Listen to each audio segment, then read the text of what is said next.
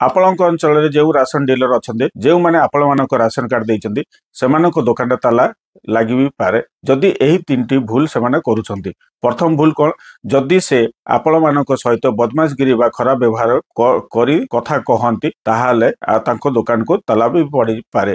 ଦ୍ୱିତୀୟ ଭୁଲ, ଯଦି ସେ ଆପଣମାନଙ୍କୁ ନିଯୁକ୍ତ ହକରୁ ରାସନ ଦିଅନ୍ତି ତାହେଲେ ମଧ୍ୟ ତାଙ୍କ ଦୋକାନରେ ତାଲା ବି ପଡ଼ିପାରେ। ଆଉ ତୃତୀୟ ଭୁଲ କଣ? ଯଦି ସେ ଆପଣମାନଙ୍କୁ ରେସନ ଦେବାକୁ ସିଧାସଳଖ ମନା କରନ୍ତି ତେବେ ତାଙ୍କର ମଧ୍ୟ ଦୋକାନଟାକୁ ଡିଲରସିପଟାକୁ କ୍ୟାନସଲ କରାଯାଇପାରିବ। ଯଦି ସେମାନେ ଏହି ଭୁଲ କରନ୍ତି ତେବେ ଆପଣମାନଙ୍କୁ କିଛି କରିବାକୁ ପଡ଼ିବ ନାହିଁ। ସିର୍ଫ ସ୍କ୍ରିନରେ ଦିଆଯାଇଥିବା ଟୋଲ ଫ୍ରି ନମ୍ବରକୁ ସିଧାସଳଖ ଫୋନ କରନ୍ତୁ। ସରକାର ସେଥିରେ ତୃତୀୟ ପକ୍ଷ ବ୍ୟବସ୍ଥା ନେବ ଓ ସେ ଡିଲରଙ୍କ ସହିତ ରେସନ ଦୋକାନରୁ ତୁରନ୍ତ ତାଲା ଲାଗିଯିବ। ଏହି ଭିଡ଼ିଓକୁ ଅଧିକରୁ ଅଧିକ ଲୋକମାନଙ୍କୁ ସେୟାର କରନ୍ତୁ। ବିଶେଷ କରିକି ସେମାନଙ୍କ ସହିତ ଯେଉଁ ଗରିବ ପରିବାର ରେସନ କାର୍ଡ ଉପରେ ବା ରେସନ ଉପରେ ନିର୍ଭର କରନ୍ତି ସେମାନଙ୍କୁ ଯେ ପର୍ଯ୍ୟନ୍ତ ସେମାନଙ୍କର ଏ ସୂଚନା ଲାଭ ପାଇପାରିନାହାନ୍ତି ସେ ପର୍ଯ୍ୟନ୍ତ ଏ ଭିଡ଼ିଓକୁ ପହଞ୍ଚାନ୍ତୁ।